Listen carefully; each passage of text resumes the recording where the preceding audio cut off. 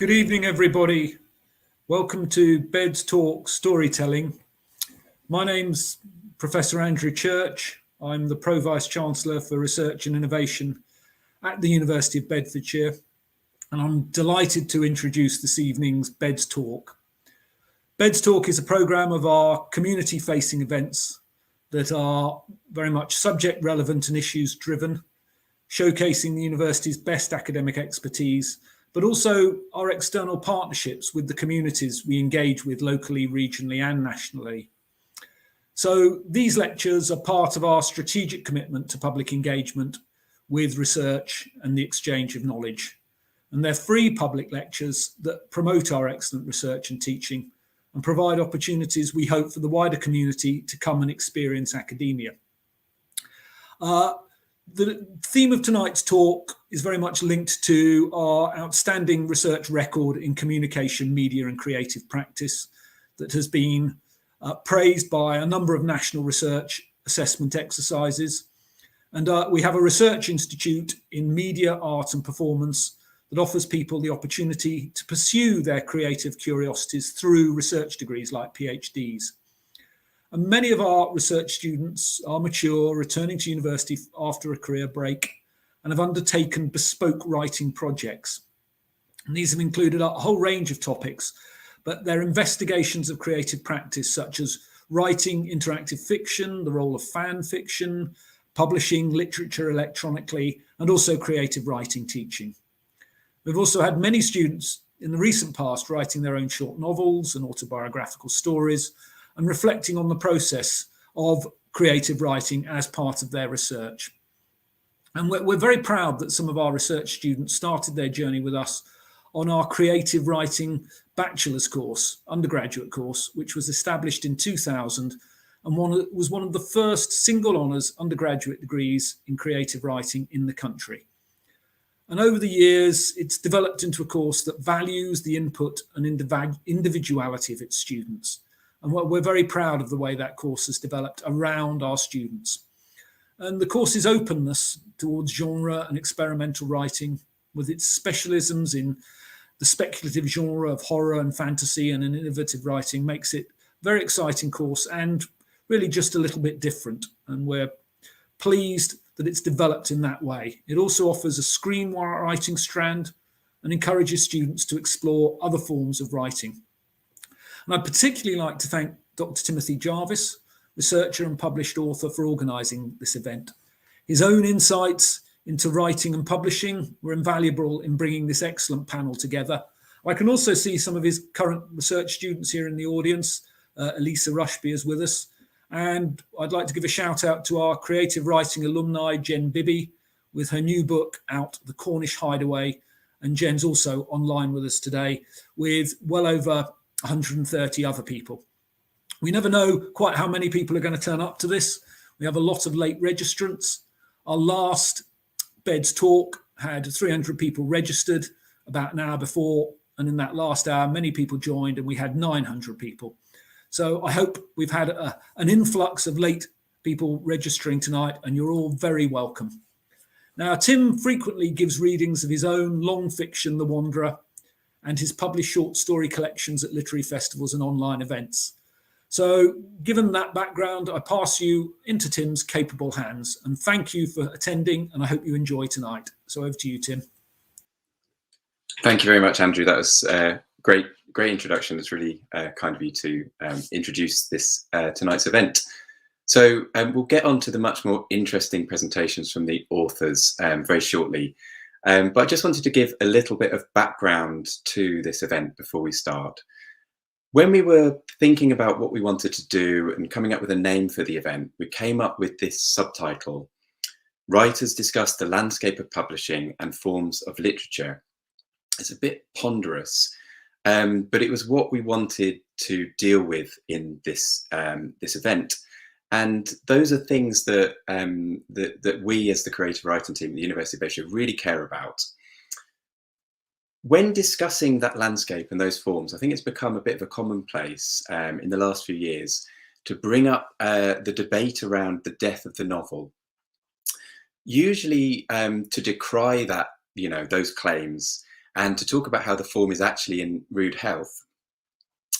And as talk of the death of the novel form is pretty much perennial, it might be exaggerated. That debate certainly goes back at least as far as the early 20th century, and I wouldn't be entirely surprised to learn that Defoe was maybe told by some pessimist that Rabelais and Cervantes had already done everything that could be done with a long prose work, so, you know, not to bother.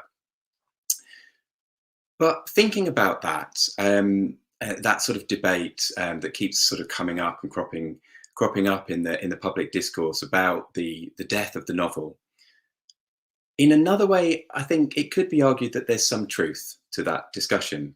I think the novel, as traditionally conceived, hasn't really adapted that much over its very long lifetime, and is perhaps struggling, and has perhaps been struggling for a little while. But I do believe, I firmly believe, that the art of using language to entrance, to provoke, and to entertain readers is very much alive and well. And that can be seen in sort of the recent years in publishing and other forms of media as well.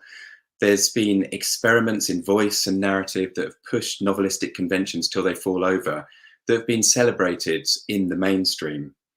There's also been an explosion of incredible work in other forms, especially the short story. And wonderful indie presses have been forging their own paths and putting out radical, diverse texts. There's been visceral, thrilling work that's been published using models that challenge the traditional orthodoxy of publishing. And compelling and vivid stories told in beautiful prose have been stitched into beguiling video games and other narrative forms as well. For the title of our event, we went with telling stories, and I firmly believed that the act of telling stories is something that's innate to all of us as human beings. And the work of the three writers who are joining us tonight, I think, demonstrates that it's something we'll always find new and captivating ways to do. So without any more sort of hanging about, I'm going to introduce the first speaker for the evening. Toby Litt was born in Bedford and raised in Ampthill, and is the author of short stories, novels, diaries, and a lot of other things. He's best known for writing his books in alphabetical order, apart from the non-fiction titles, and he's currently working on Q and R. His story, The Retreat, won the brand new 2020 Short Fiction University of Essex Prize, and his story, Call It The Bug, Because I Have No Time to Think of a Better Title, which is one of the best titles, I think everyone will have to agree, of all time, was shortlisted for the notoriously lucrative Sunday Times EFG Private Bank Short Story Award. Toby is a reader in creative writing at Birkbeck College, London, and the convener of the MFA in creative writing there. So over to you, Toby. Hi, thank you very much. Thank you. Welcome, everyone. It's very good to be in Bedford, which where I was born in North Wing, although it's looking slightly the worse for wear now. This isn't really the title of my talk. It's kind of a challenge to you and to me, who comes from Ampthill. That's where I grew up. And I think that's what I was thinking when I was younger, which was, if I want to do something, who's done it before? And has anyone come from anywhere like this? Because not many published writers that come from Ampthill. And the nearest one who kind of bulked quite large in my childhood, because he was there in Bedford Library and could see Elstow Abbey from where I took the 142 bus, was John Bunyan. And that was quite a long time ago. So I didn't really have any models, and I had to find my own way. Now, I think from what Tim has said, there's a kind of standard narrative of me, and it's one I kind of accept most of the time when I speak. How did I get where I am? Well, it was through a series of books, and I'm going to talk a bit about those books now.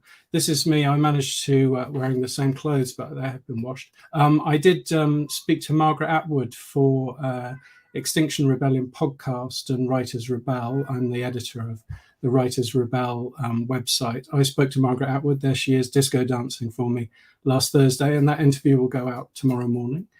So that's one of my kind of online things that I've been doing recently, and that's what I'm going to be moving towards. So where am I? Well, Dancing with Margaret Atwood. This is my kind of conventional publishing route, the conventional view of what I've done. What happened? Well, I got halfway through my life and I reached the pivot, and that pivot was Malcolm Bradbury. Malcolm Bradbury was the tutor on the MA in creative writing at the University of East Anglia when I was there. Everything was in black and white then, including the University of East Anglia. And he changed my life. He changed my life partly by being one of the tutors on the course. That I had him for 2 of the modules, and he was very enthusiastic about my writing, I think mainly because he found some of it funny. And he liked comic writing. I think he'd had 25 years of people taking things very seriously. So I think I came along and I was trying to do something that was contemporary, but also didn't take itself too seriously. I was writing about Mr. Kipling and the Boots Please Use a Basket Girl, and stories that went into the first collection, Adventures in Capitalism. So my life before Malcolm was my Bedfordshire life. This is me in Ampthill Park with my dad, 1969. This is me at Culver House in Bedford, having a wonderful time in 1992.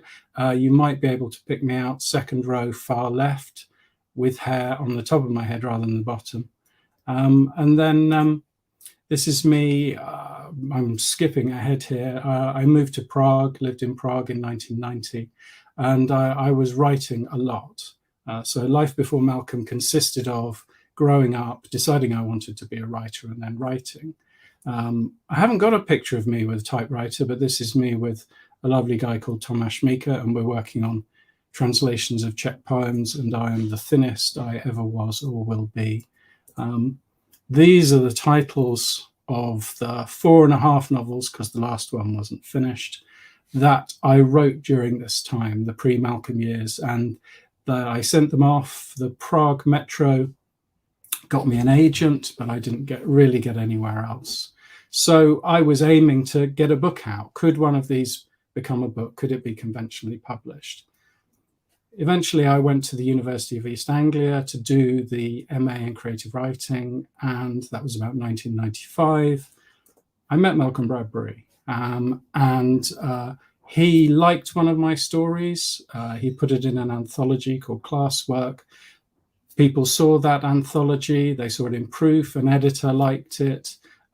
He eventually took me on, and life after Malcolm started with Adventures in Capitalism, my first book, and that's a conventional book. Hardcover, came out with a title that was exciting, a look that was very current, putting a barcode on the front. I'd worked in a bookshop for a couple of years, so I quite liked all those booky things. And then from that point on, the conventional narrative is conventional kinds of doings that writers do. So I was in this list that Granta magazine puts together every 10 years. In 2003, I was one of the best of young British novelists when we didn't have necks, but were also against the green background. Jump ahead to 2014, I was writing something in collaboration with Neil Gaiman, a graphic novel called Children's Crusade. His work was old stuff, mine was new.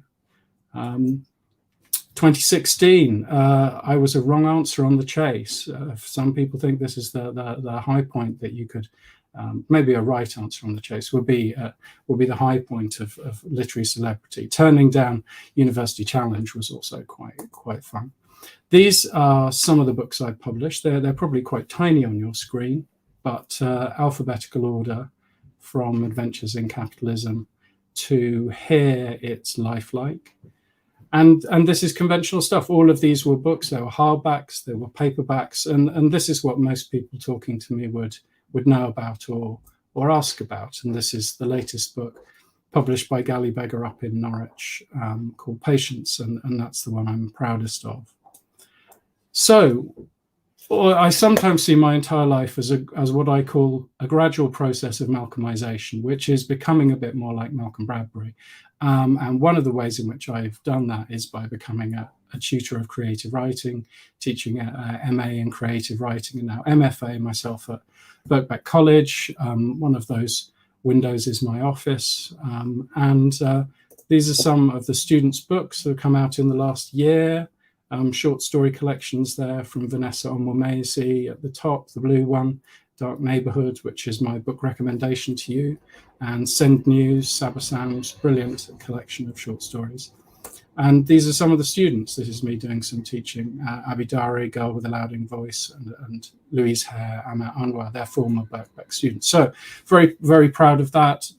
You can tell that we're having a fairly good time there, and I hope that the teaching involves, having a laugh, as Malcolm used to like. So that's the conventional way of looking at things. What's the unconventional view? Well, let's say the pivot was not what I just said. It wasn't necessarily meeting Malcolm Bradbury, and it wasn't necessarily going to the University of East Anglia. It was instead seeing Netscape Navigator. And I've sort of had a parallel writing life, which has involved the web, that has involved online stuff. The first thing I did, 1996, in fact, the first novel it could be that I published, not Beatniks, which came after Adventures, was called Ohm or Omega. Oh dear, the L has gone slightly askew there. I don't have any image of this, so I didn't take a screenshot. Then I think a screenshot would probably taken 30 minutes to download. This was a novel. It was a serialization and an attempt to go really, really fast, have a cliffhanger every page. The next thing I did was called Baby London. It was collaborative, and that was a kind of play on hypertext. That was when the future was hypertext, if you can remember that far ago. I learned from that the future wasn't necessarily hypertext, but it was partly collaborative. Later on, year 1999, 2000, I started my own website, and this was tobylit.com. It's been going ever since in lots of forms, and I've done lots of things on it and through it. And that was me taking control in that kind of way. Rather than going through WordPress, I could control what this looked like and speak very directly to readers. Most successful thing I've done online was called We Tell Stories. 2009, Penguin Books put that together with a number of authors, and it was basically a kind of collaboration where we retold classic stories. I had an M.R. James one, and it won South by Southwest Best of the Web Award, which was quite unexpected. Later on, I published a novel that hadn't found a publisher, Lillian's Spell book, on Wattpad, which was serialized. Readers kind of came to it month by month. It eventually got to #1 in Paranormal and #6 in Adventure, which was brilliant. And loads of the people reading that were reading on their phones. They had no idea who I was. That was a good experiment. And in the end, I released that myself, self-published it on Kindle. So this is not a book. This is a novel written, but it had a completely different way of getting to readers than conventional publishing. Most recently, I've been the editor of the Writers Rebel website. We use our platform whenever we have it to talk about climate crisis. And if we're talking about the future of publishing, that will definitely be one of the things that's dominant, partly because of the material fact of oil running out, but moving away from oil, but also paper. If conventional books are on paper, what can we do about that to avoid cutting down more trees? So the last thing I published with them was How to Tell a Story to Save the World. You can find it on the website, which was an attempt to look at what kind of stories are we going to tell in the future. Should we keep telling stories about heroic men who, when they don't like something, take Route 1 and punch it or shoot it or blow it up? So an integrated view of things. I'm drawing to a close now. An integrated view of things, I would say, is what I'm doing at the moment, or the next thing. It's both at the moment and the next thing, because at the moment it's a thing called A Writer's Diary, which is on Substack. And in the 1st of January next year, it's going to be a conventional book, published and readable on paper. So this I see is almost like coming together of those two lives that I've had, and an integration where I can talk about Substack a bit more. A writer's diary, a lot of it's quite downbeat. It's about birth and death and commas, but this quote, "Some days like today, I don't know why, but some days the air just feels friendly, even gravity helps you." I think that is about as gleeful as I get. So life can be the bookish signings. It can be me signing my first book, my last but one book. A lot's changed in those years in technology, but those books are the same. But also there's screening, there's being online, there's being on screens and how that affects things. So I hope that with the other writers who I think are more tech than I am, we will get into some of these things, but I'm not exactly split down the middle. I'm trying to integrate those two things. So Tim, I will come back to you. Brilliant. Thanks so much, Toby. That was really fascinating. It'll be really interesting to pick up on some of those threads when we come to the roundtable discussion after the other two authors have spoken. So our second speaker for the evening is Adam Croft. Adam is one of the world's biggest selling authors of crime fiction and gripping psychological thrillers. His books are known for their quick pace, thrilling plots, and believable characters, and have sold in more than 120 countries around the world. His books have topped the Amazon store-wide chart 7 times, and in February 2017, Amazon's overall author rankings placed Adam as the most widely read author in the world, with J.K. Rowling in 2nd place, which is incredibly impressive, I'm sure you agree. And Adam is also local to Luton as well. So hand you over to Adam. Thank you, Tim. I should just point out, first of all, that the number 1 with J.K. Rowling 2nd place was very brief, a matter of hours, but I'm taking it anyway. And it's actually a nice lead in, because when I talk about my books and the success that I've been very fortunate to achieve with them, people are often surprised actually to find out that I've done it without the help or backing of a major publisher. In fact, apart from a short and frankly regrettable 18-month period where I did have 2 books out under another publisher, I've actually spent my whole career publishing independently, and that's been entirely my own conscious decision. Since I wrote my first book 12 years ago, I've never sent a manuscript or a query letter to a publisher, although I have turned down advances from publishers who've courted me. And as I mentioned a moment ago, there was even a brief period where I did sell 2 books to a major publisher, but wrestled the rights back a few months later when I became frustrated with the many drawbacks of their model.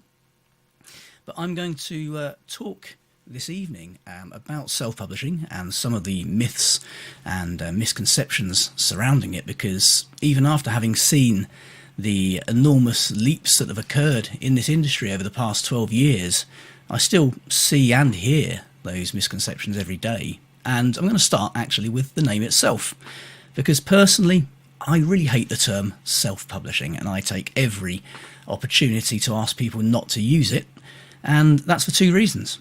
First of all, it's a term that's often used in a derogatory way, particularly by certain people within the publishing world itself.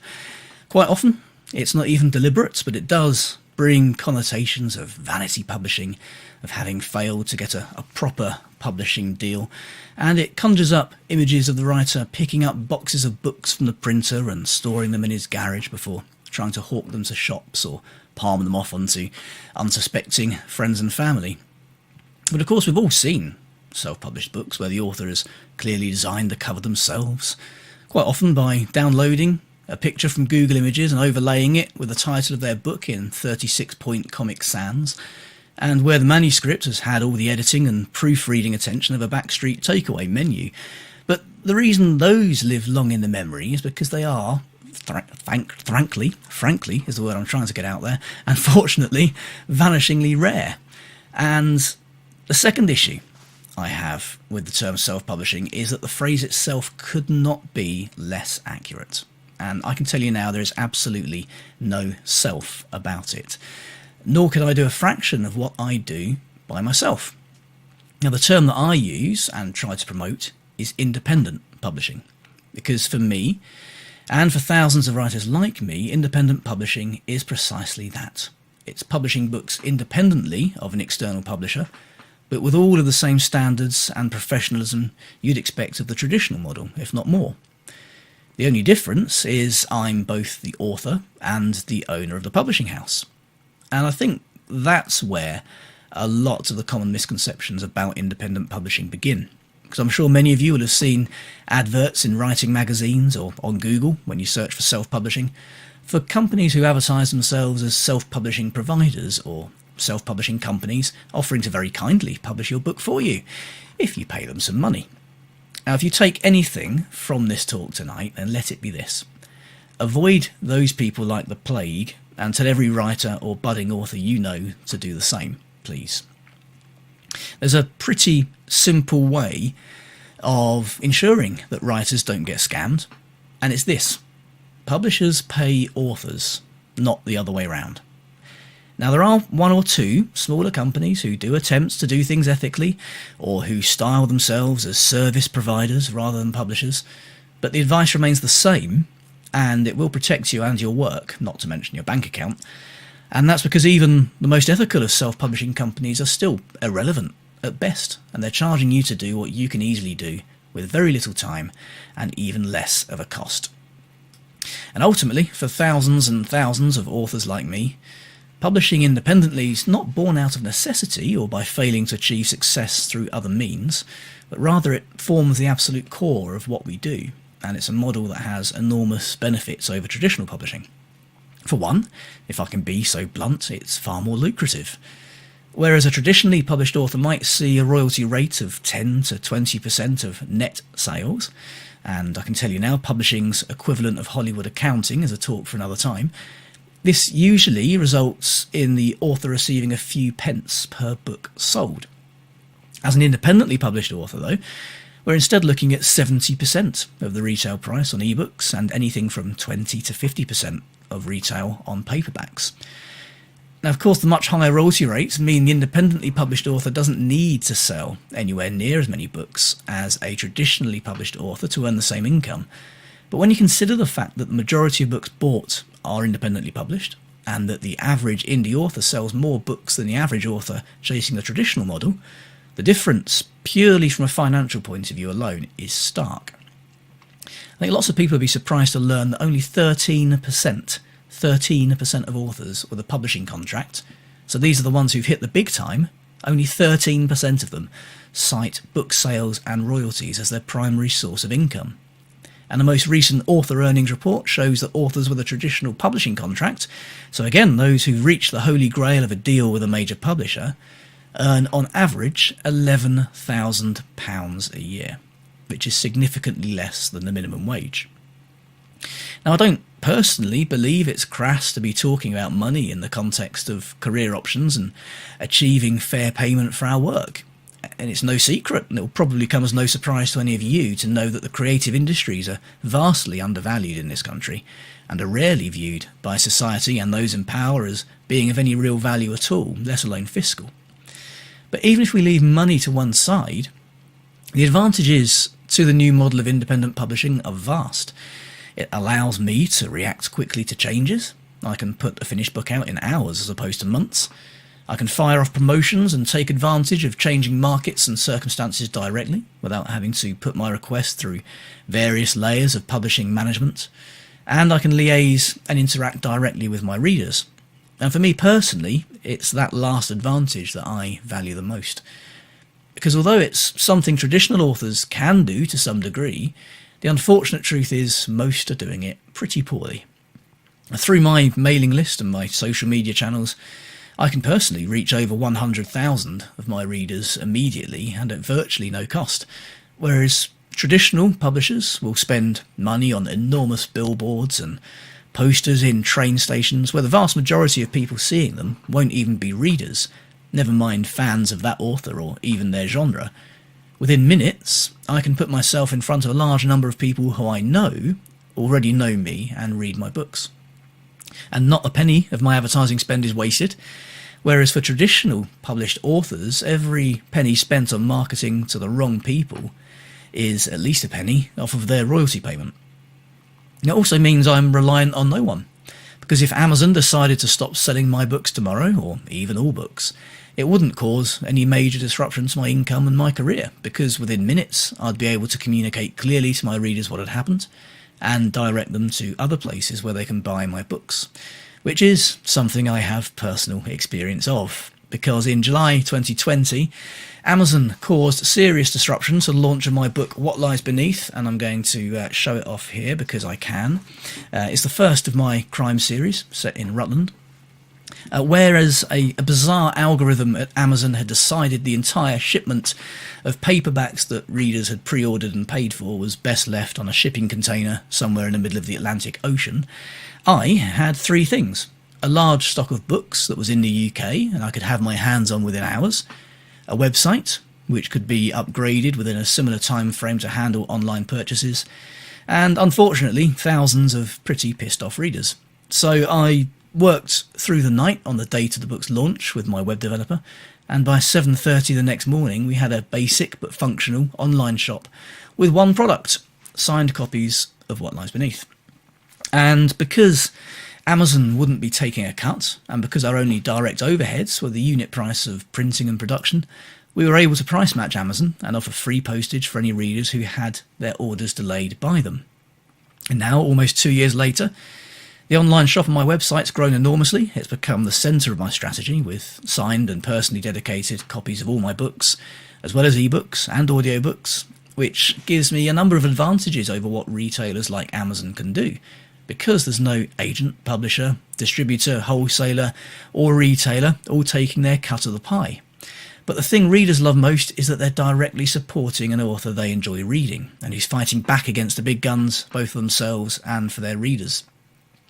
Now, I know there's a lot of stuff in there that sounds like business speak, and a million miles away from the creative pursuits of a writer, but writers need to be honest with ourselves.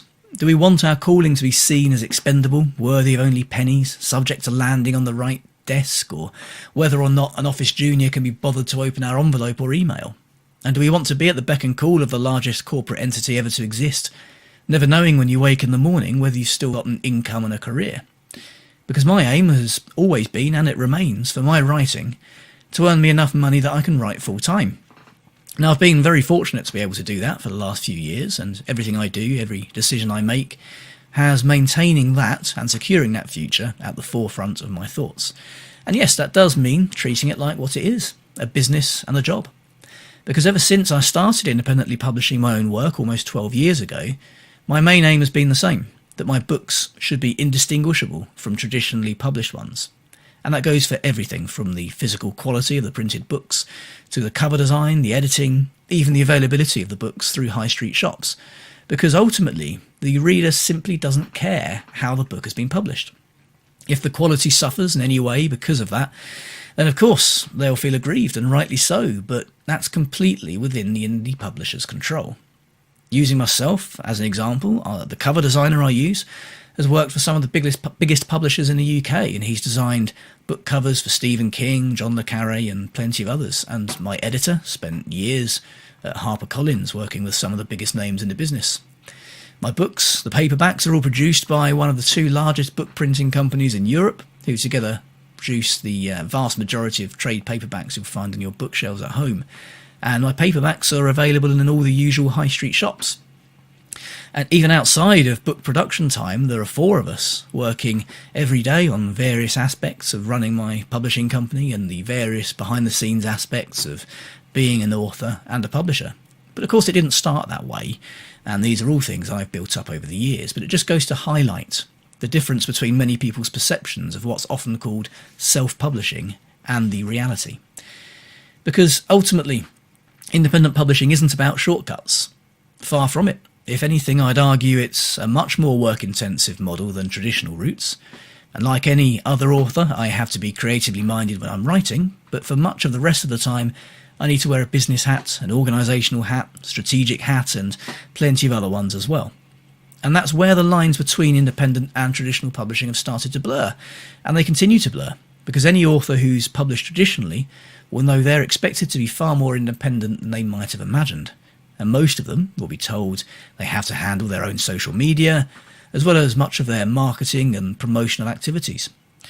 As time goes on and publishers' profit margins are squeezed by a variety of factors, they're far more readily willing to cut the support they give to writers than they are their all-expenses paid lunches at the Ivy, or their endless stream of book fairs they feel the need to attend between March and September. And that's why I've lost count of the number of traditionally published authors, many of whom you've probably heard of, who've come to me and other indies I know asking for advice on marketing and independent publishing in general. But on the flip side, I genuinely can't remember the last time I heard an indie author telling me they were going to jack it in and look for a publishing deal. Now, is the model for everybody? No, of course not. As I mentioned earlier, you need to be able to wear various different hats. You need to be prepared to run a small business. You need to have a vision and a strategy. But if you do, it's genuinely the most exciting and interesting job in the world, or at least certainly the most exciting one I've ever had, although I did used to sell beds to hospitals, so I'm probably not the best judge of an exciting career. But with traditionally published authors still having to run their own social media accounts, their own events, still having to build their own profile, all the things publishers used to do, while they're still taking the same cut of your money or less, you're going to have to do those things regardless. And now we're living in a world where costs are rising. The manufacturing cost of books has increased by over 40% this year alone, due to the increases in the price of materials. And as costs rise across society, we're all looking for ways to trim the excess fat, and many more authors are left looking at and questioning the amount of fat that comes off of their $7.99 or $8.99 book, and the 20 and 30 pence of meat that they're left with. So although I think the traditional model absolutely has its place and won't ever die out, it will have to adapt. And in many ways, it already is. Because ultimately, this is an industry and there is a market. And the people who really control that market are the readers. They're the ones that matter. And as long as we ensure they're able to buy and read the books they want to read without any compromise on quality, then ultimately, nothing else matters. Thank you, and I'll hand you back to Tim. I won't, but hopefully somebody will. Thank you. That's really interesting. We'll have to ask you some questions and delve into that a little bit later on. I think it's really fascinating what you're saying about this new model, and you really are a pioneer, I think, of this. Well, I've been called worse. Shit. Yeah. I'll try and sort my lighting out by then as well. I'm shining, which is does tend to happen when you've got a head like an egg. No worries. No, that was brilliant. Thank you. So we're going to move on to our third speaker of the evening, Emily Short.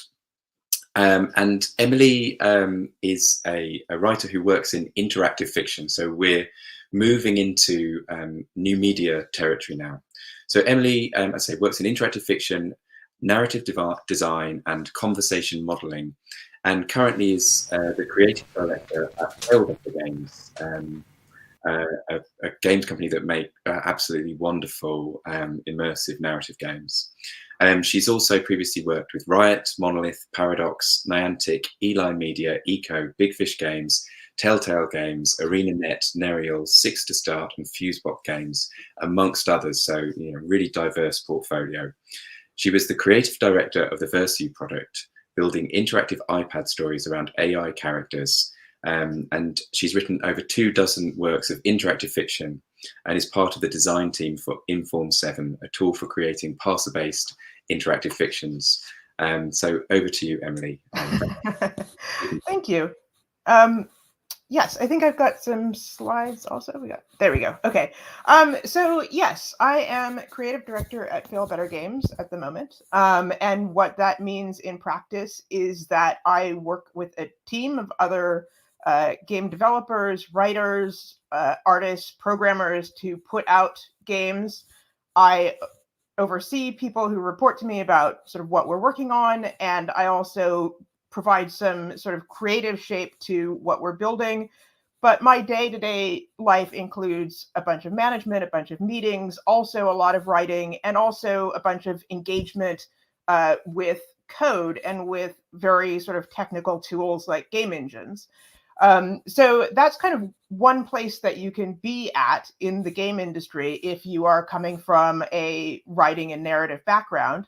But it isn't remotely where I started, because I 20 years ago was in a PhD program for classical studies, so the absolute sort of other end of the technical and cultural universe, really, and looking into presentations of the god Hermes in Athenian drama and in Greek vase paintings and other sort of religious representations.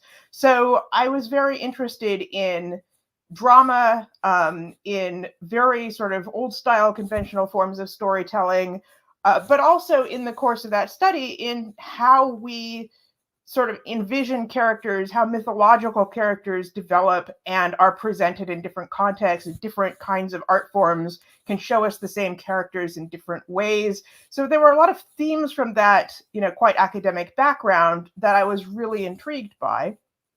At the same time, I found that kind of an academic engagement with those topics didn't really allow me to tell the kinds of stories and get into the kind of creative space that I was interested in. I didn't only want to write and publish articles about how Sophocles had portrayed somebody. I wanted to be able to look at those characters myself and think about them in a modern context. I wanted to be able to draw on some of the sort of techniques of mythological retelling in an interesting way and in a modern context. At the same time, I, growing up, had played a lot of text adventures. So interactive fiction from the 1980s, it was a very popular form from a time period when computers didn't really particularly do images or moving scenes all that well. So gameplay consisted of a piece of text on the screen that you could type responses to and interact with. So you might get, for instance, a description of, you are now in a cave and you can see the following things, and you would actually play the game and interact with it by typing commands into it and say things like go north, pick up a lantern, eat this piece of food.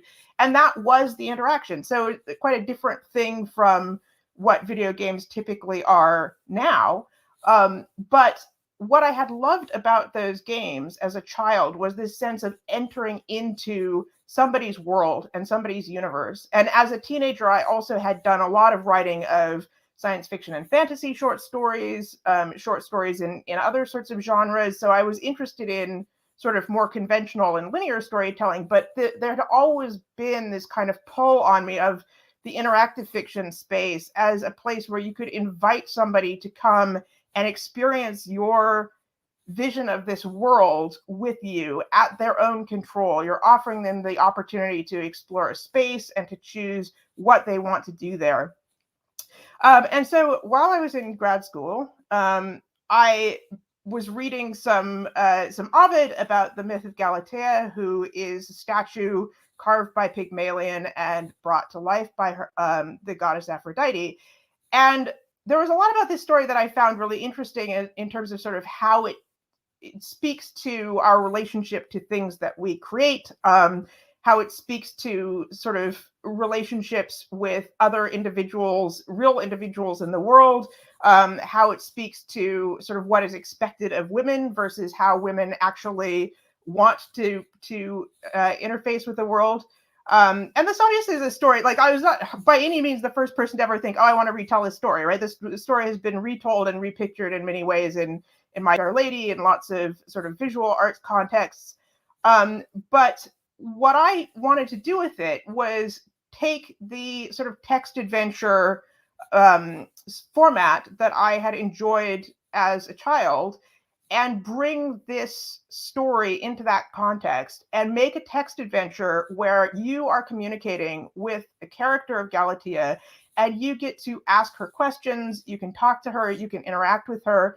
And in doing this, I was supported by the fact that this is now the year 2000. And at this point, there were some really lovely freeware tools that had become available, including Inform, which is the Inform 6 is the version that I wrote this in. that allowed somebody who had no prior programming background to speak of. I had done a tiny amount of programming work in other languages, but really nothing that I would have wanted to release the results of.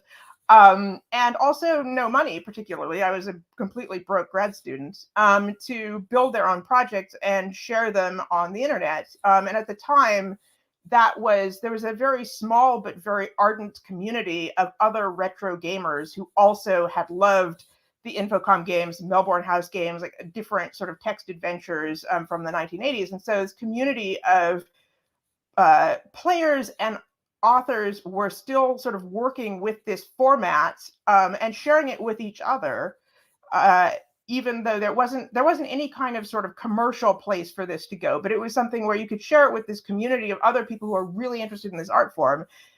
And one of the things that we didn't see very much in that niche community was characters who felt particularly deep or rich to talk to. So one of the things that I was approaching here from a sort of technical perspective was, how do I even build something where the structure of the story and the programming that underlies it is about understanding the player's inputs in terms of what's being said and the context of an ongoing conversation, as opposed to moving through a physical space and solving puzzles in a physical space. So I basically sort of, had a 2-week sort of fugue state in grad school where I didn't really do very much of my seminar reading and instead wrote this game. And I submitted it to a game competition run in this very small community. So I was really expecting this game to only ever be played by about 50 people.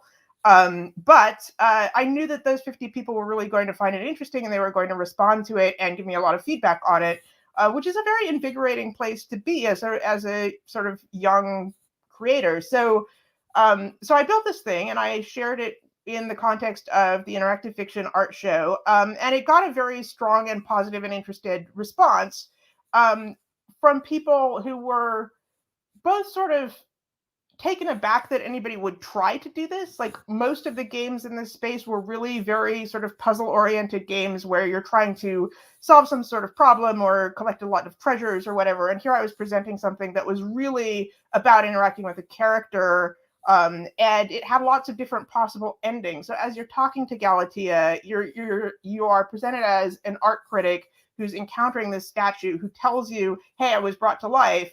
But you can believe her about her origins or not. You can ask her questions. You can kind of pursue things that she drops into conversation about her background.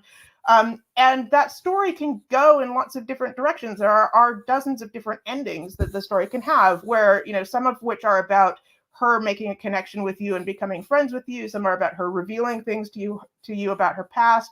Some of them are about your interpretation of who she is. And so this is a story that for me really couldn't have existed in any form other than an interactive form, because what I wanted to explore with it was this idea around a lot of what we get out of knowing somebody and ways we understand the person have to do with how we treat them in the first place.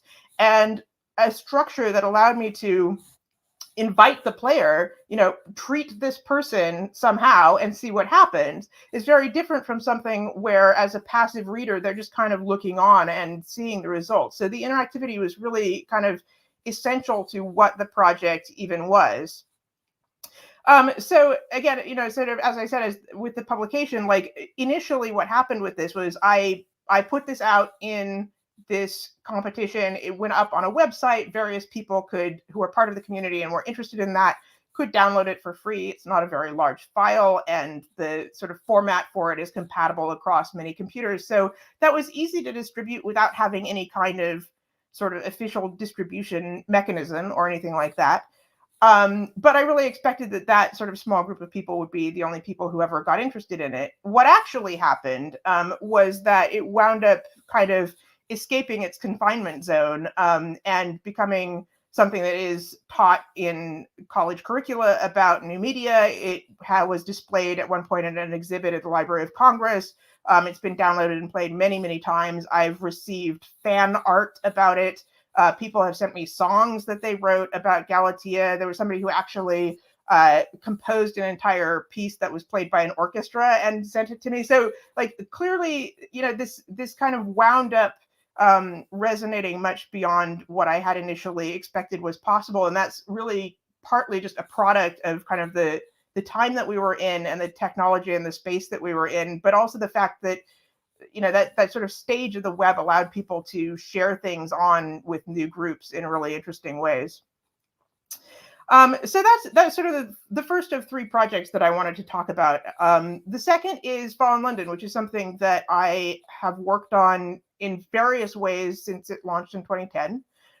Fallen London is a game published by Failbetter about Victorian London as it would be if in the 1860s it was swallowed underground by space bats, and then everybody lives in this giant cave that still has a lot of sort of Victorian mores, but at the same time, all sorts of monstrous creatures and strange fantastical events. So this is what this game looks like to play. It's a browser-based game. It is free for people to engage with, but it's also possible to buy a subscription and get sort of additional content and additional resources in the game. And when I first became sort of involved with it, it was as a freelance outsider. So I haven't been working at Failbetter myself this entire time. I've been doing a number of other different things. But even from sort of early stages of its existence, this was a project that it's about an entire world. Like there's this entire sort of setting with all of these different factions, characters, pieces of history, bits of lore. And it is a sort of writing space in which it draws on the contributions of many, many different authors, creating stories set in that world that coexist with one another, and that through the gameplay actually can influence one another. So you can gain things, you can gather resources, you can gain access to things in one person's piece of content or their story, and actually see consequences of that in somebody else's story. So it's this. There are sort of shared world science fiction and fantasy anthologies that I read as a kid growing up. And I thought, oh, that's really cool. Like you've got this setting, you're allowing other authors to get together, and each of them is telling their own story in this setting, and they're focusing on maybe different aspects of the world building, or they're seeing different sort of angles on the core themes of this world, and we're putting all of those things together. Well, having that in an interactive context means that there are ways for those stories to actually kind of ripple and play off each other in really interesting ways. And the players can kind of become increasingly invested in understanding all of this lore and deciding, okay, well, which stories, which bits of this am I going to go play next because of the curiosity that I have about what's going on in this world? What do I want to engage with?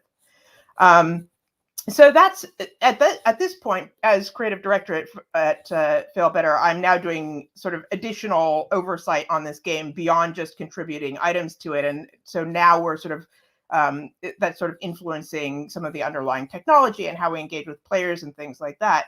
But sort of my first contact with this was as this interactive shared world anthology, which was an exciting challenge to write for, but also made it possible to sort of think about how do the pieces of your story join up with stories that other people are telling. And then the last thing that I wanted to talk about sort of among my projects was Blood and Laurels. So this was a game that I wrote that was kind of, you know, as the slide says, it's an interactive version of 69 AD, the Year of the Four Emperors, featuring poisoning, betrayal, seduction, stabbing in the back, stabbing in the front, mass insurrection, recreational arson, some dinner parties with disgusting Roman fish paste, and also a pretty long scene of necromancy. So this is a pretty plotty, long game. It has a lot more scenes, a lot more stuff happening than Galatea. It's not, you know, sort of a one-room contact with a character. It's got all of these sort of moving parts and different bits. And this is how this looks. It is still a text game, although with an engine underlying it, which I'll talk about in a moment.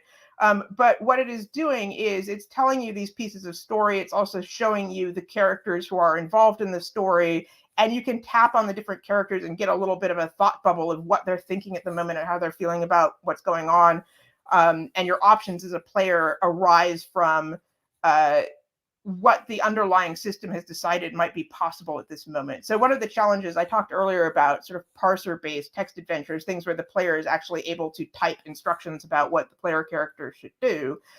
One of the big challenges of those games is that it's often very hard for the player to guess what would be a good thing to type, and a lot of commands that you could type aren't very well understood. And this is true even for Galatea, really.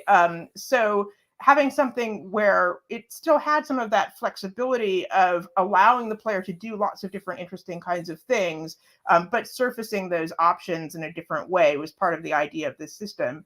But the other thing that's going on here is that Blood and Laurels is built on the Versu engine, which is mentioned in the introduction, which is an artificial intelligence engine where the characters in the game, the characters in the story, have a kind of list from moment to moment. What are all of the things that I as a character could possibly do right now? And which of those would I most want to do? And I'm going to select that and do that.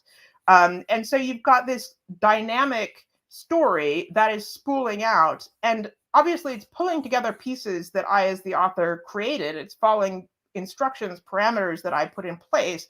But every single time that anybody ever plays this game, they're going to get at least a slightly different experience than anybody else who's played it probably has ever encountered, because these different things can just cascade in different orders. And because the non-player characters are able to sort of keep interacting with one another, even if the player character is not doing anything. As a player character, you can do things like attend a dinner party and sit back and let the other characters talk amongst themselves and decide the moment that you're going to interject. And that's a kind of, when do you engage, how do you engage, like what do you want your player character to be like, gives them a lot of fluidity and freedom as players to experience this world and the other characters who are in it. It also means that you have sort of moments where, as the player character, you might be deciding, I'm going to poison this guy. And then you're sitting there watching the NPCs continue their conversation until the guy that you poisoned keeled over. So why make this interactive? Well, part of this, what I wanted to tell was a story of all of these sort of competing loyalties, different plans that different people might have, and the sense of chaos and risk that the main character is encountering. That everything they do is kind of rippling outwards with all of these consequences, and building that on an interactive AI-driven engine allowed me to kind of give that sense of like just propagating consequence all the time in a way that, again, I feel would be challenged to represent that kind of experience through a linear narrative. So this had a different sort of model again, because this was actually something that we built for Linden Lab, which is the company that runs Second Life, and it was part of an experimental research and development project there. So I was a Linden Lab employee while we were working on it. And it came out as a game on the iPad. And then the downside of this story is that, like a lot of technology, it then became inaccessible again because it's incompatible with sort of more recent versions of iPad technology. So unfortunately, it's a game that you can sort of read reviews of and see what people have said about it, but it's not actually available anymore. So that's a sort of quick run through of what I have been up to and why, but especially around what I see as compelling specifically about interactivity and some of the different ways that we can do and share interactive story. So that's me. Back to Tim. Brilliant. Oh, that was great. Thank you so much, Emily. I think it's really interesting to hear about the ways in which, you've worked with text, which, is quite, the interactivity does create a very different kind of aspect to the conventional writing of novels.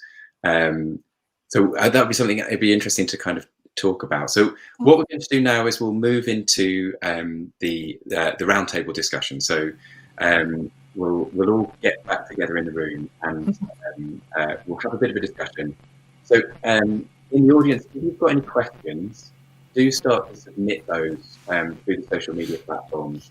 As in about 25 minutes, half an hour, we'll move to, we'll open up to questions from the audience. But what I wanted to start off with is just for us to have a discussion, picking up on some of the really fascinating things that came up in your talks. And I'm going to start with a really a quite a basic observation, but something that you all mentioned. So I think there's always that classic image of the writer in their garret. So that sort of classic idea of the writer that people who maybe are unfamiliar with writing process imagine. The writer on their own and not engaged in any network or anything. It's a picture that's perennial, again, a bit like that notion of the death of the novel. But it's also one that lots of, going back right to the end of the 19th century, George Gibson and Rugby trying to dismantle this idea. And a novel that I'm really fond of by a writer who's I edit a journal on a Welsh writer called Arthur Macklin, and the novel appears from the 1890s, Hill of Dreams, wasn't published until the early 20th century, but written in the late 1890s, very decadent novel. It's exactly about that sort of cliche, and the writer at the centre of this book goes mad on their own, writing in their garret. So one of the things I thought was really interesting was that you all talked about moving between different kinds of roles. So Toby, you move between teaching and writing, and also there are different, very distinct aspects to your writing life. Adam, you're moving between the creative practice and then also the marketing, the business, and all of the other sides of the enterprise that you're engaged in. And Emily, you've got the business side alongside the creativity, but also you're engaged in coding as well, which I imagine is creative, but in a very different kind of way to the creativity of writing text. So that's really a question to all of you about is it difficult to move between creativity and the other aspects that you're engaged in, or do those things support the creative process? Toby, do you want to start first on? I was really hoping someone else would take that. I always sit there marveling at what other people do and thinking maybe I should do what they do instead of what I do. And that, I think, is one of the reasons that I write, is that I genuinely want to be other people rather than me most of the time, because I'm sort of fascinated by what makes them them and why they seem so kind of complete, whereas I feel that I'm kind of mess of not quite knowing how it works or what I should be doing. And so, for example, the Wattpad, should I be doing this? The Wattpad thing that I did came out of a teaching on a kind of author event and hearing someone come along, talk about this as a publishing model, having this novel which traditional publishers hadn't really gone for, and thinking, can I go out, meet an audience, see if there's an audience that likes this, who has no investment in me as a traditionally published author, because a lot of the stuff that went out on Wattpad was kind of fan fiction about boy bands getting up to various naughty things, and I had no presence there, but I was very kind of delighted that people reading my book on a phone in the middle of America with no idea what was going to happen next were saying, you're okay at this writing gig, maybe you should give it a go. And I thought that was high praise. So, I mean, my short answer would be, I like the isolation of writing and the total independence of doing something that no one knows about. So what I'm writing, when I'm writing it, I find it quite destructive. This is for fiction, not collaborations, writing songs or things. I quite like going around the dark side of the moon and that feeling of entire isolation. If that's a garret, maybe it's a garret on the dark side of the moon in a capsule, but very few creative professionals, to call them that, get that chance. You can probably do that if you're a songwriter, but people are going to overhear. But I like that. And I see my kind of collaborative stuff as different. because if I'm doing a collaboration, then I usually have to feel that the person I'm collaborating with does what they do far better than I could. Therefore, I'm amazed by what they come up with. So I would say something in favor of isolation as a way of working at a certain stage, but I found it very negative when I was genuinely in the garret writing those book titles that never got published, and not actually getting any sense of community or audience or all those things. So I think I've moved. I think I've moved quite a long way from that, but I still go back to it as my crash position. Oh, that's really interesting. Yeah. So, I mean, that might be a question that we can pick up on again, because I think that notion of collaboration as part of the ways in which writing is diversifying is really interesting. So, obviously, your experience of writing for graphic novels is, it's a very collaborative process, I'm imagining, where it's an equal partnership between you and the artist. Well, not even that. I mean, I realise if you're going to talk to me for a while and not bring the others in, and then I don't want to take up too much airtime. But that seemed to me, and I worked mainly with Mark Buckingham, who did the art, and Shelley Bond, who was the editor at Vertigo. It was like being on a Fordist production line where I had to do maybe 3 or 4 jobs, and I had to jump in at different stages of the pitching the first idea, writing a kind of plot summary, then a page breakdown, then I disappeared, and I had to do a script, and then right to the end of doing pickups. So it was, and that was ongoing because it was a monthly comic. So all of those jobs at different times, sometimes with deadlines which would come in 8 p.m. in the UK, and I would need to get it to them for 2 a.m. in my time, and start a business in America. So it was very collaborative, but it's not a simple process. It's much more like being part of a very big machine with lots of moving parts. That's comics. That's really interesting. Thank you. Adam, so your process, you are running all of these different elements of your publishing business. How does it feel moving from being the writer to doing some of those other jobs? You were saying you also, obviously, you work with editors, graphic designers, and so there is a collaborative element to that as well. But do you find it difficult to switch between Adam Croft marketing and selling the books and Adam Croft, who is there writing stories? I do. I think I'm getting the hang of it now. I must admit, when I started, I was a little disappointed at having to be collaborative and work with other people, because one of the things that most appealed about writing was the thought of not having to be near other human beings or have to do any of that. So, but yeah, ultimately, it's a very good thing. I do enjoy the collaboration and working with other people. I get a lot from that.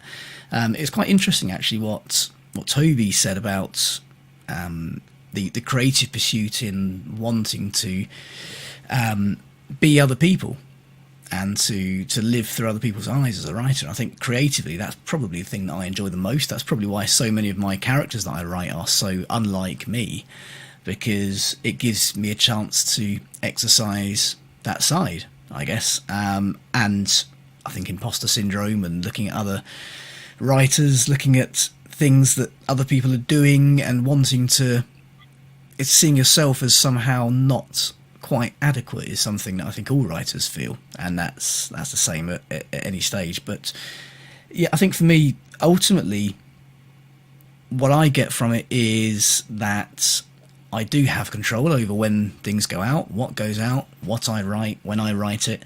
I know that whatever I'm writing will be published. It might not sell, but that's my problem. I'm not worried about a publisher dropping me if it doesn't. It just means I've got to write something better very quickly.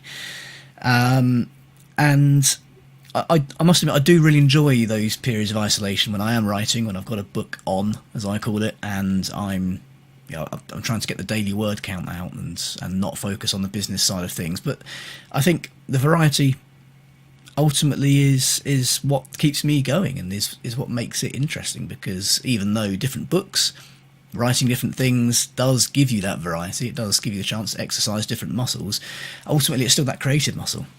And yes, you do get to use a lot of creativity in the business side of things, and how you're going about that element of the job. But I think there's a nice balance of different things to do, and ultimately still having that core in creativity with all of them. That's interesting. Yeah, because I think that too intense a focus can also have its detriments as well, can't it? It's nice to have things that pull you in other directions. Yeah. Yeah. I think time's the only drawback. Of course. Yeah. That is the thing. Sometimes it can be a long time from writing one thing to the next, and at that point you start to get the itch, and you need to get back writing something. So it's nice to be able to, I guess, I'm not very good at saying, okay, I'm going to do some writing in the morning, then I'm going to do some marketing or business side of things. I do tend to compartmentalize a bit more, and if I've got a book on, then that's it. I'm locked away. I'm writing. The beard ends up like Toby's, and and everything else. The emails, as you know, Tim, the emails don't get responded to for weeks. You've been trying to get hold of me for a long time about this, so you can tell I've had a book on recently. But yeah, it's ultimately I do enjoy the variety. That's fantastic.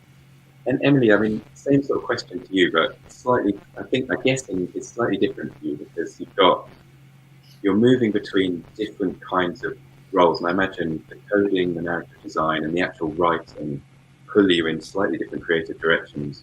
But of course, you're also collaborating with people who are not doing creative things, other people who are doing creative things. One thing I wonder if you could say a little bit more about is the idea of writing in a shared world, because that's sort of fascinating. The experience of playing a Fail Better game is of an overarching narrative voice. It feels so integrated. How is that done when the different storylines are being written by different people? Yeah, I mean, so part of that is down to the sort of coherence point that you're raising is down to the fact that the game Fall in London at this point and the other games in that universe sort of have built up an established lore. We have a bunch of sort of lore Bible pages and other things like that, and also kind of an understanding in the team. And a lot of the people who work as writers at Fail Better have been there for some years, so there's kind of a cumulative understanding of this is what the prose style is supposed to sound like, this is the kind of thing that would be appropriate to happen in this world, and this other thing wouldn't.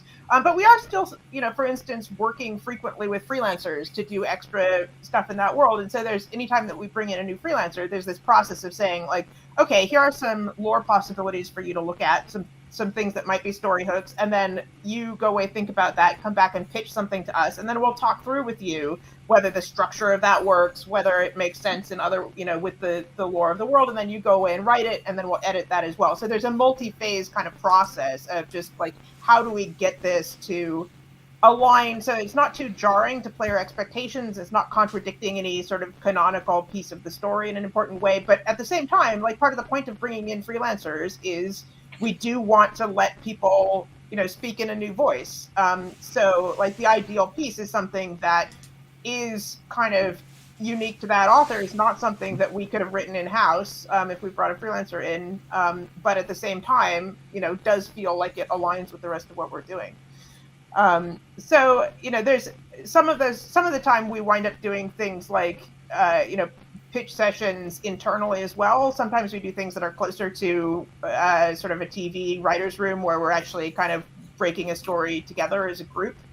And then sometimes it really is a very much, go off and do your own thing. And all of those models, I have to say, if you're thinking about going into game writing specifically, a huge amount of flexibility about what your writing process even is very important, because some projects you wind up coming in as a freelancer from the outside and producing a bunch of content to particular sort of requirements, and other times you are embedded in the studio. You might be working there for several years, you might be working with a larger team, or you could be the only game writer on the project. It really depends on what it is.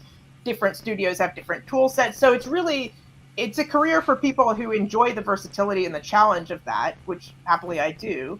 But it also gives you a lot of opportunity to sort of think about storytelling in different ways. And this is kind of like, to get back to the point of narrative design and writing being a little bit different. Part of what I like about working in a field with a lot of connection to game design is that I find doing good narrative design, thinking about like, what should the player be able to do in this story? What should their opportunities be? How does that play into the gameplay? All of those kinds of things, like, those set me up to then ideally be able to write interesting events, right? Like, I want to create gameplay that puts the player or character in situations that are then going to be good stories.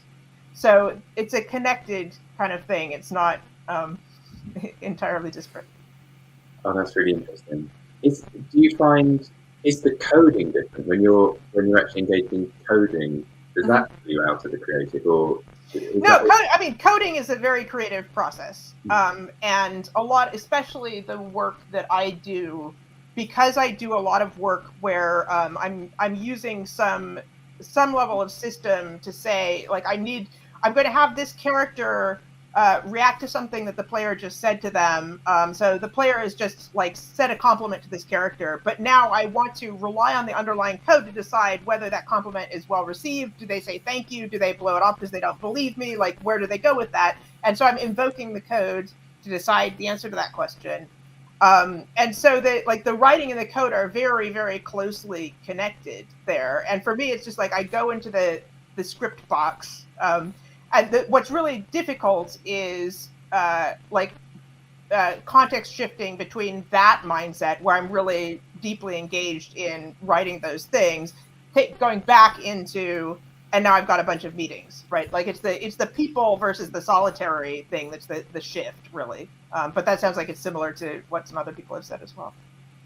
That is really interesting. It does sound like the experience of all of you pursuing these, quite different writing pathways, is that, the creativity needs to be protected from the kind of admin side, I guess, which is always, I think, has always been there, even if people romanticize, apart from aristocrats and pastimes, or people with patronage.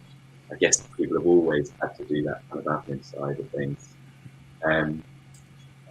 So we're kind of talking about the ways in which, or briefly talking about the ways in which things are similar to the way that they've always been. But I was sort of talking in the introduction, and I wanted to think about, one of the topics that I wanted to talk about, and maybe we can discuss this a little bit before we bring in some questions from the audience.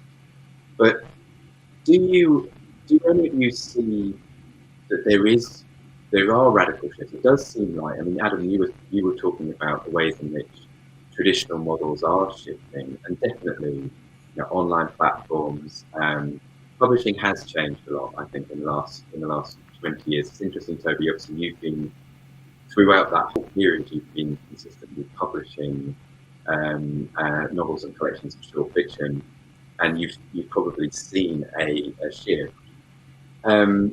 Is there this huge shift going on? And if there is, what do you all think is the future of the literary arts going to look like? Are we moving away from the traditional novel and the traditional publisher?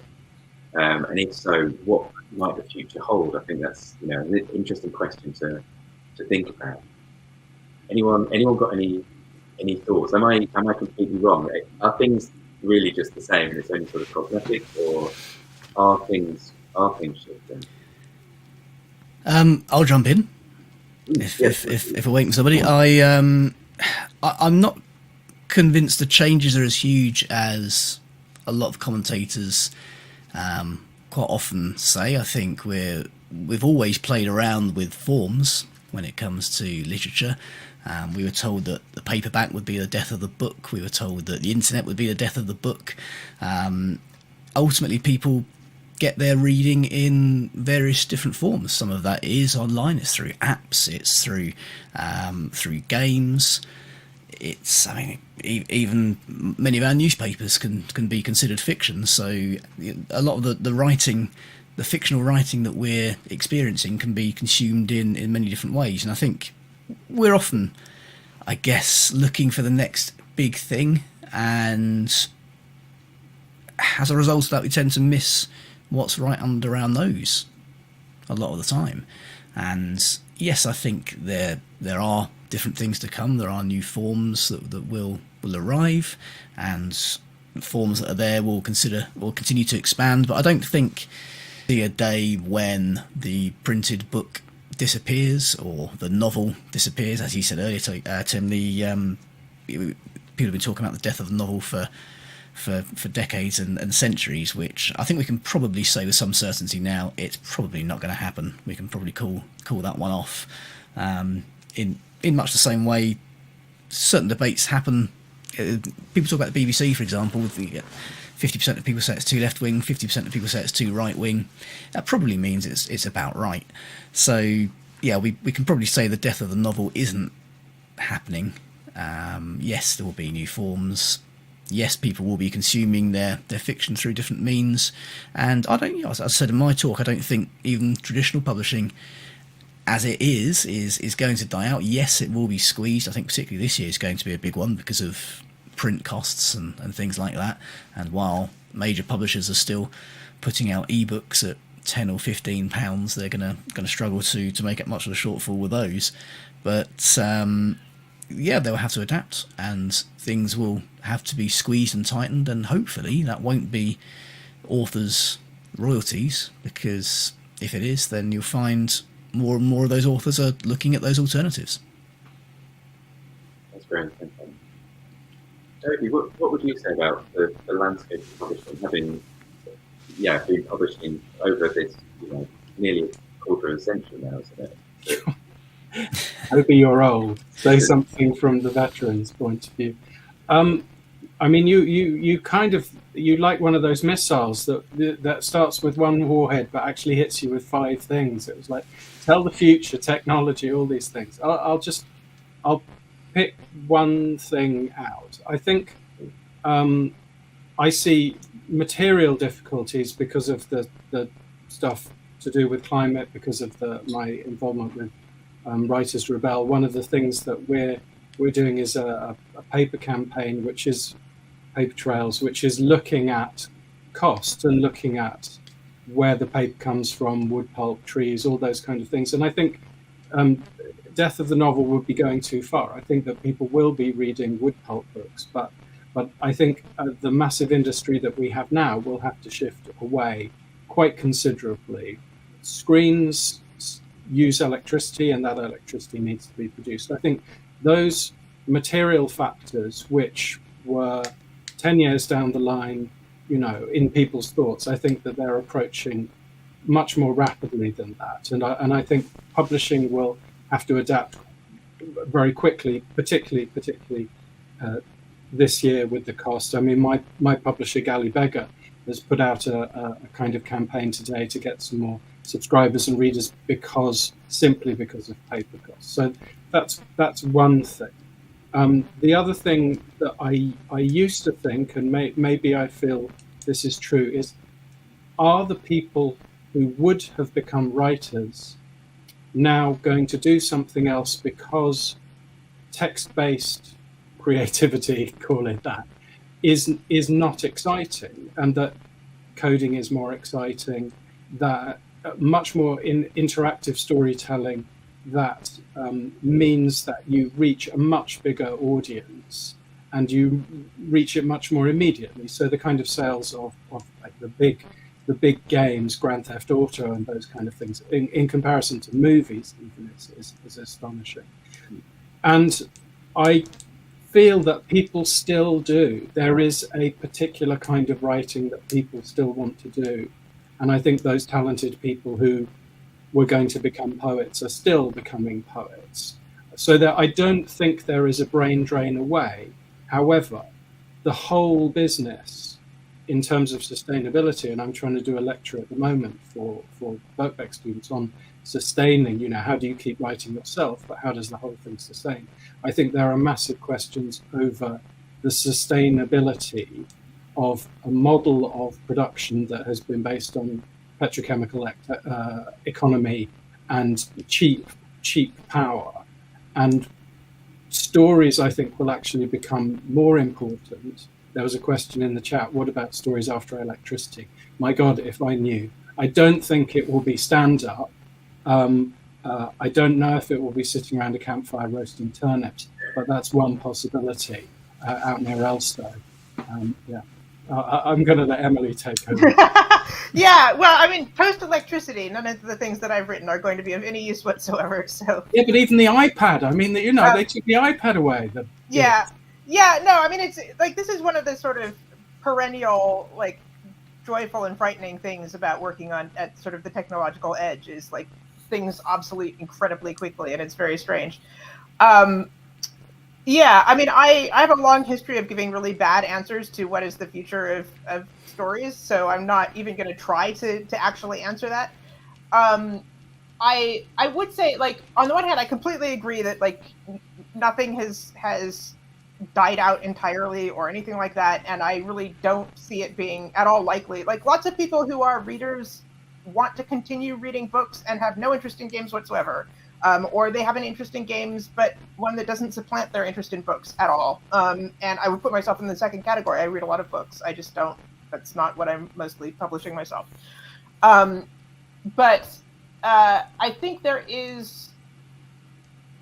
I think there are sort of fads around where the creative excitement is at the moment, and where are there groups of people who are really interested in possibilities and talking to each other very excitedly about possibilities in a particular space, and those groups can be very productive and exciting and draw people in. So I mean, I don't just, like, certainly all of the material circumstances that people are talking about, like, those are very important too.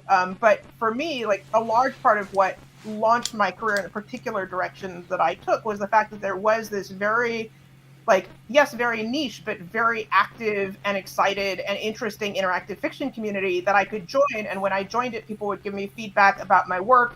And there were all of these sort of interesting questions about, like, what can we build with this that could tell different kinds of stories that nobody's told before. And there was a sense of huge possibility there. And so I think where those pockets of excitement are, those do tend to attract people.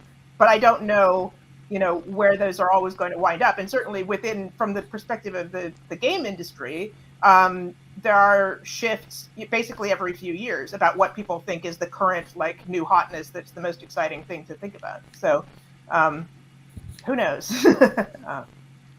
That's brilliant. Yeah, I mean, it's definitely true, isn't it, that, you know, the history of literature as an art form, and, you know, the art of telling stories is a history of constant reinvention, isn't it?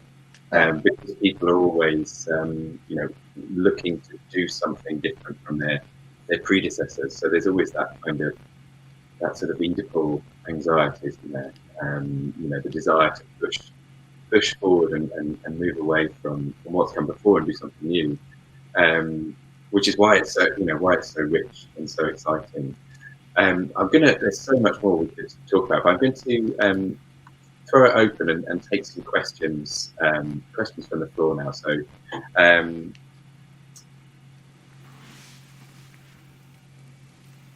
okay, I'm just got lots of great questions actually. So this is a question for all of you that's come in as one of the 3 questions. But someone was asking if you ever feel overwhelmed by the task of turning the initial idea for something into a finished story, whether there's a sort of loss of impetus there. So it's quite an interesting question. I'd say no, because I've done it a few times, but I've also done things that have crashed and burned. And what I've learned more recently is that even those things were productive in the end. and I maybe crash and burn is the wrong metaphor. It's more like you plant something, you grow a lovely tree, and no one wants that tree, but you kind of cut it down, you mulch it, and it goes to grow other ones. And you need, when people, there was another question about writer's block. I think people who get writer's block haven't had enough failed ideas. They haven't had enough failure. And when you've got enough, you've got this whole mulch of stuff, like a bit of that worked, a bit of that was kind of juicy, funky, but it didn't go anywhere. I wish I'd done this. I wish I'd been able to do that.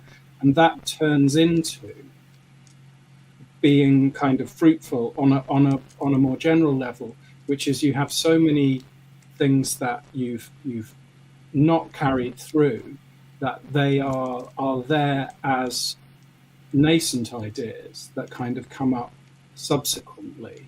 And so very often I've attempted to do something in one form, completely it hasn't happened, but then it's come back in another form that it's subsequently better, as far as I can see it. So the answer is no, but you need to do a lot of failing better. I'm sure Emily knows.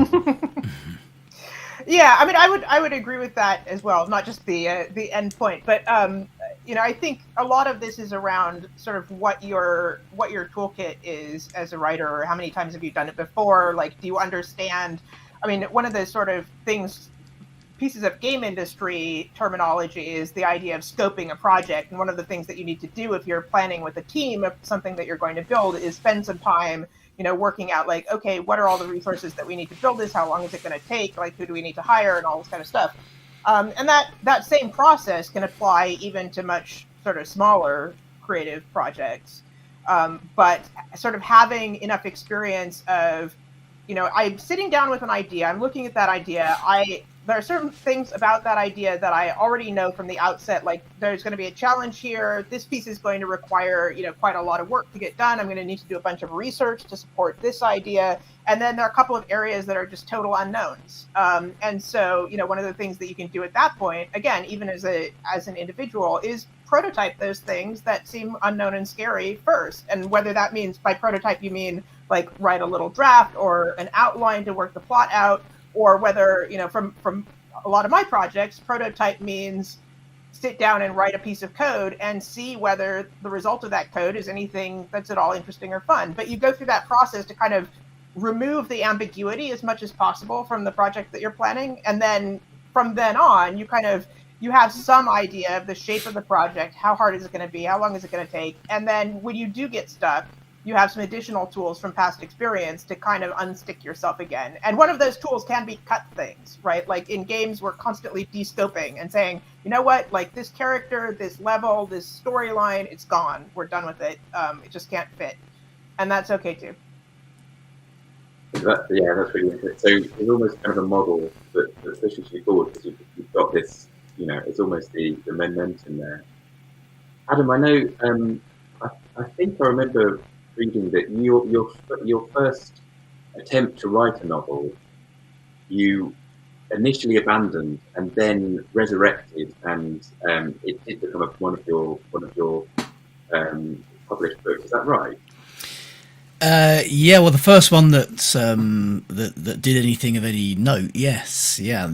In fact, the first thing I published was even worse than that. That took me, I think, 2.5 years, and ended up as a 21,000 word novella. So and not a very good one either. But yeah, I did. I think the one you mean is Her Last Tomorrow, which was my, I think, 9th book, but the first one that really actually gave me any right to call myself a full-time writer. And yeah, I did. I think I'd written probably 3/4 of it. I put it away in a drawer. Didn't particularly like where it was going. The ending I had, I didn't really have that. I think a lot of writers will know that when you start writing something, you've got that initial energy and you've got that idea there, and it's all very, very you've very much got a fire inside you to get it done. And once you start to get down to actually getting the bulk of it done, quite often that can give way to a feeling of being completely daunted by the task. And Yeah, that one I put away, and oddly enough, the reason I resurrected that is because it had a very, what I thought, marketable tagline, which was, could you murder your wife to save your daughter? And I thought, actually, when I started, it took me far too long, really, to put together the business side of my mind and the creative side of my mind. And I thought, you know what, if anything is going to do it, it might be this one. And fortunately, for once, I was right. But yeah, I think for me, that is, I think, to answer kind of the central question about being daunted by the process of writing. I think for me, I'm always daunted by it. I think the imposter syndrome is very, very real with me, and I think certainly the early stages of writing something, it's the urgency, the fire that's burning there. That idea has really taken me, and that can really kind of throw me forward in terms of getting the writing done. But there does come a point where, perhaps a month in, and the beard half as long as Toby's, I'm starting to feel, yeah, do you know what, this is, I kind of want to get this done now, and maybe that's the point at which you take a short break. But I always plan everything out pretty assiduously as well, and that helps, because otherwise, I think, as Toby was saying, writer's block is a very interesting thing. I think it's not necessarily something in itself, it's a kind of catch-all term for having some kind of problem, and quite often for me that can be not knowing where things are going. As much as I'd love to sit down and with an empty page, chapter 1, and start from there, that feels incredibly daunting, and I know that I wouldn't get anywhere with that. So knowing where I'm going helps a lot as well. I was, that kind of leads into another question we've got coming in from Rhiannon Davis.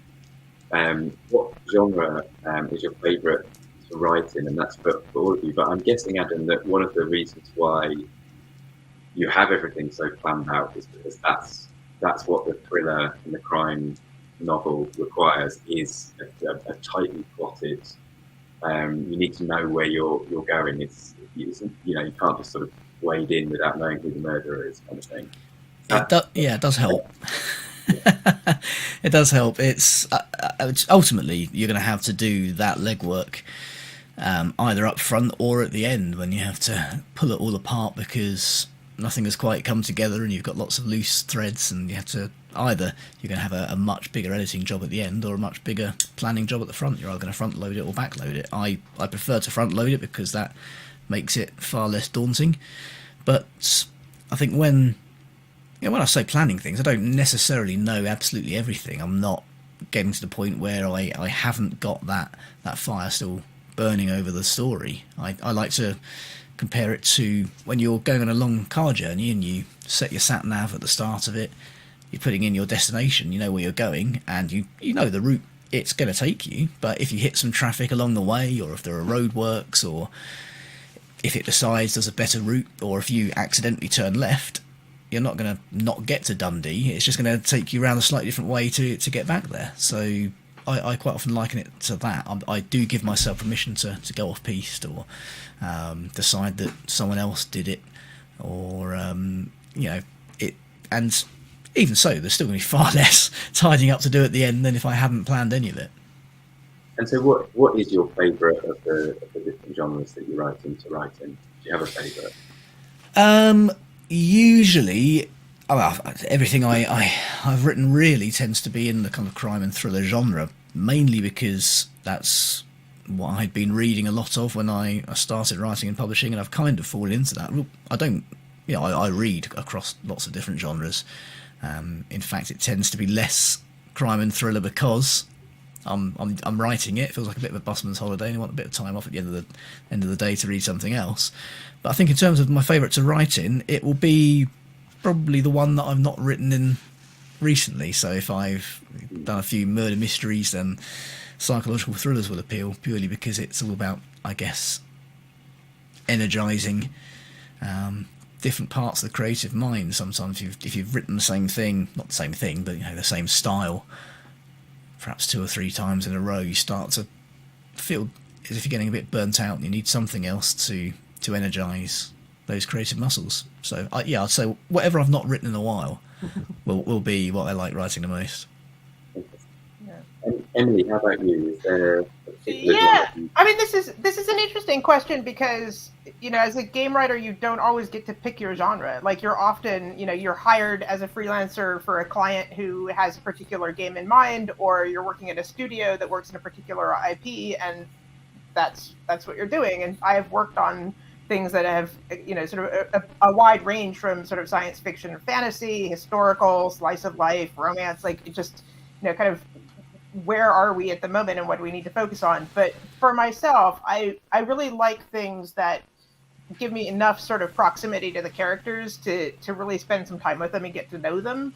And I also really like kind of historical settings with a little bit of a fantasy element. So the kind of the historical research gives you a lot of grounding, often a lot of sort of cool ideas about that culture. But then being able to sort of slightly move out of the restrictions of real life, I think especially for games, that creates a little bit of extra space where you can let the player do some unusual and exciting things. So I tend to really enjoy that. That's fantastic. Yeah, and Toby, same question to you, because I know you've written in practically every genre imaginable over the range of your novels. What's been your favourite to write in? Well, I could cop and say the one I haven't done yet. That would be my Adam answer. I think honestly, looking back, ghost stories is what I go back to, and the comic that I did, Dead Boy Detectives, and maybe that was one of the reasons Shelley Bond asked me to do it. Thought I'd be a good fit was because the two characters. It's going to be an HBO thing now, Dead Boy Detectives, with a character I invented called Crystal Palace, getting my team in there. They're dead, and they can do various ghosty things. And Lillian's Spellbook was a ghost story too. I did a novel called Ghost Story. But I find those kind of atmospheres that you can get in going across the living and the dead, something that's kind of endlessly fascinating, and means that you can do a good story sometimes, but at other times you can do something which is much more where the ghostliness is almost imperceptible to the reader, and that can be exciting. I mean, I like the idea of haunting the reader. That's or possessing the reader. One of those things. But you want something to be a trace for them in the future, and that is like a book that you've read can be a bit like a ghost, in your mind, because it's not there as a whole form. It's there in a kind of wraith-like form. That's really interesting. There's definitely something, isn't there, about supernatural fiction and the way that it's often there can be a meta element, because it's quite. I'm thinking of House of Leaves, for example, where it's a book about a haunting, but it's also a book about the very texture of material texture of books, which is there just seems to be quite close connection, with Gothic.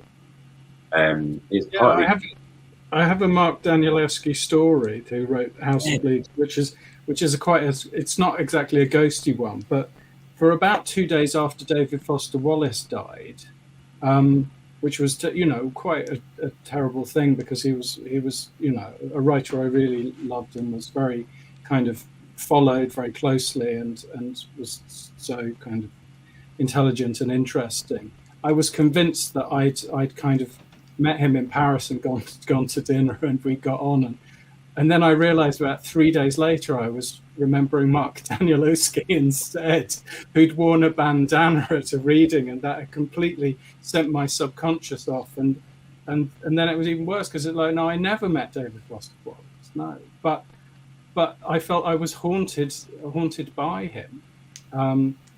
So I do think that you can, within supernatural fiction, do a huge amount of play that the reader is more likely to enjoy than in kind of capital letters experimental fiction. Yeah, I think that's really interesting. It doesn't confront you with the innovation, but there's always reality is being unsettled, isn't it? Yeah, that's really interesting. So we're going through. We've got lots and lots of questions, but here's a question. It's for Adam, but actually be interested to hear everybody's responses to it. From Elliot Smoke. So a question about how do you approach the different stages of editing, and who do you ask to help you with that? But it'd be interesting to hear about. So I think that the part of the writing process that happens, once you're fairly happy with a draft or something, and other people get involved, can be quite mysterious. I think and also there's always that again that collaboration. So Adam first, and then Toby and Emily want to jump in as well. But what happens once you've got that solid draft and you move into the editing stage?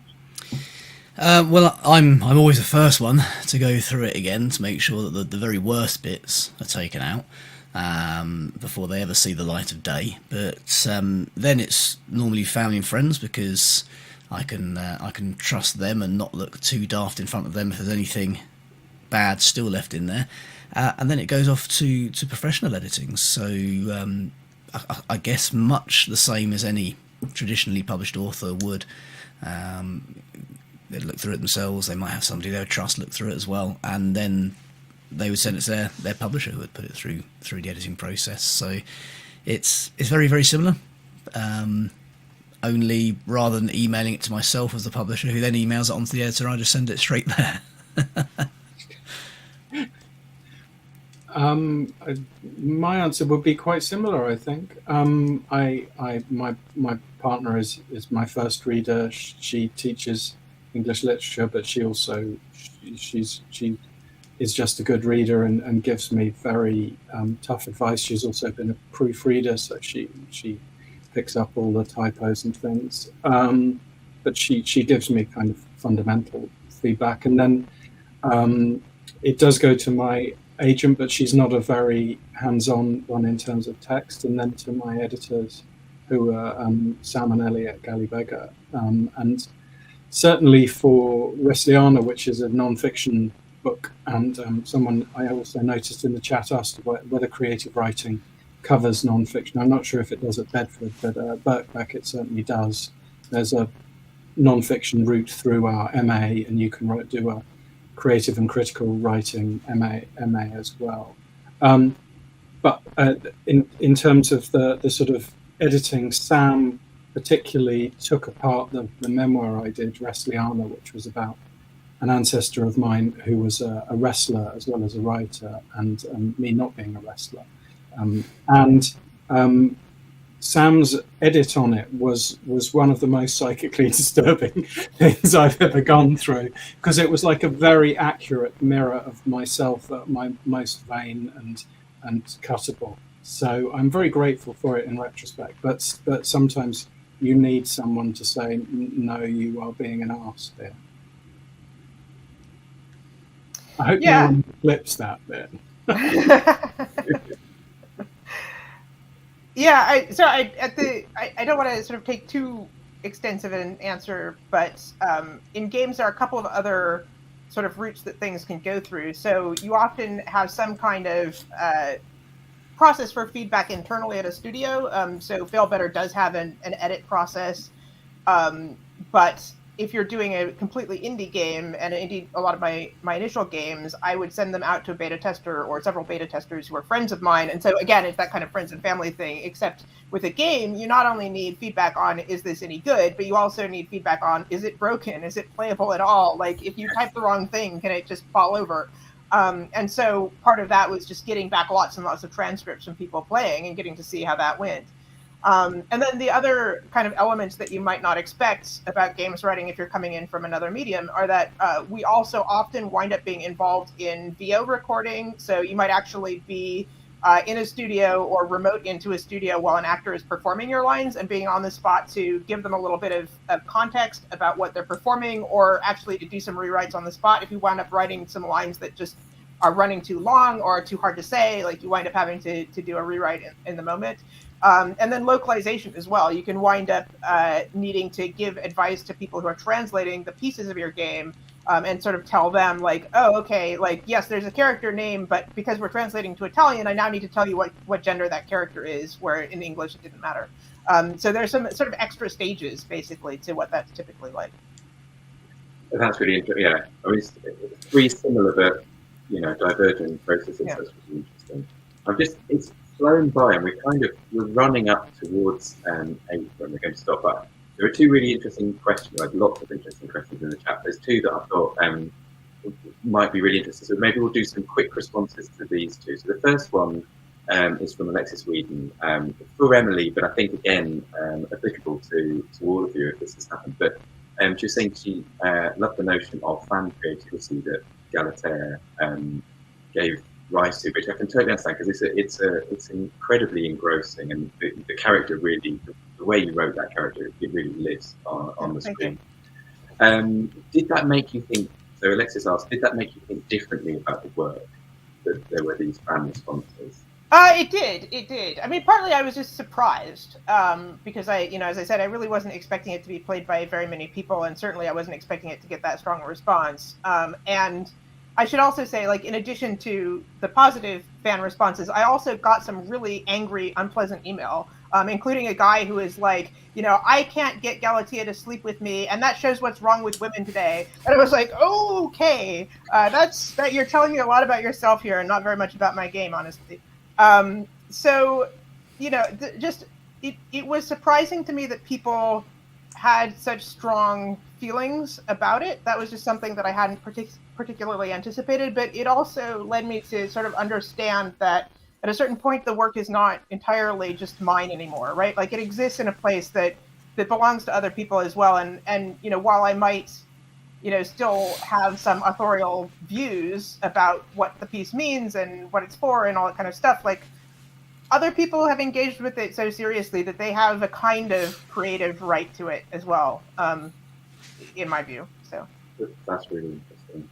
Yeah. How about Toby and Adam? Have you experienced that, of people taking your work and running with it and producing other creative things that start with your work? Yeah, I mean, there have been things. There have been films. I had some people do cosplay of the characters. I didn't invent Dead Boy Detectives, though, Neil Gaiman's work, but Crystal, who's there, and my character, and that was quite astonishing to see when it suddenly popped up on Instagram.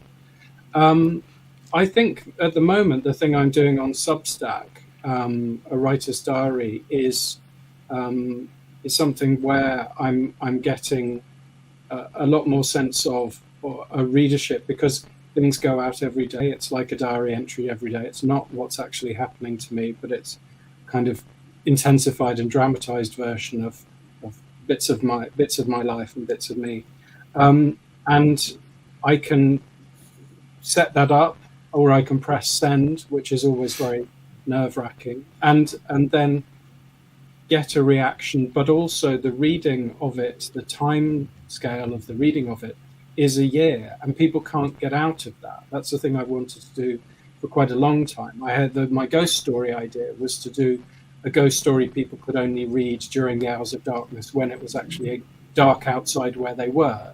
So they couldn't be like a scaredy like me watching a horror film at noon. So I didn't have nightmares, because it was, I had 8 hours to recover, 12 hours to recover. So that time limitation means that if I say it's Mother's Day in the diary, it is Mother's Day on that day. And that means, I think, quite a live relationship with the readers, and it's as if they're reading over my shoulder, and that really is the whole idea of it.